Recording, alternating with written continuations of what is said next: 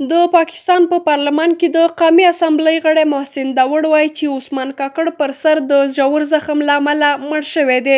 نوموړی زیاتوي له دې ښکاري چې هغه وژل شوی دی.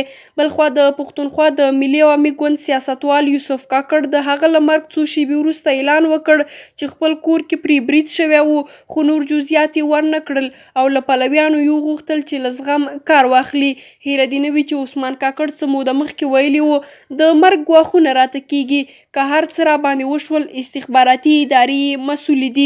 د یادونې ده چې د پښتونخوا ملي عوامي ګوند پخوانی سناتور او وتلی پښتون سیاستوال عثمان کاکړ د سختو ټپونو له امله د کراچۍ په اغا خان روغتون کې نن ساه ورکړه. د پښتون ژغورنې غورځنګ مخکښ غړي ډاکټر سید عالم مسید د هغه د مړینې خبر تایید کړی دی او ویلي دي چې کاکړ نن د سختو ټپونو له امله ساه ورکړه. عثمان کاکړ تر ټپي کېدو وروسته لومړی د کویټې یو روغتون ته انتقال شو او له هغه وروسته په کومه حالت کې کراچۍ ته ولېږدول شو چې له تېرو 2 ورځو راهیسې په اغا خان روغتون کې بستر و.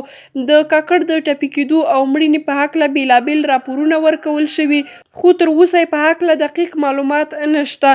د عثمان کاکړ مړینې په لر او بر وطن کې خلک سخت غمجن کړي او په خپلو پیغامونو کې د پښتون قوم د حقونو لپاره د هغه مبارزه ستایلې ده.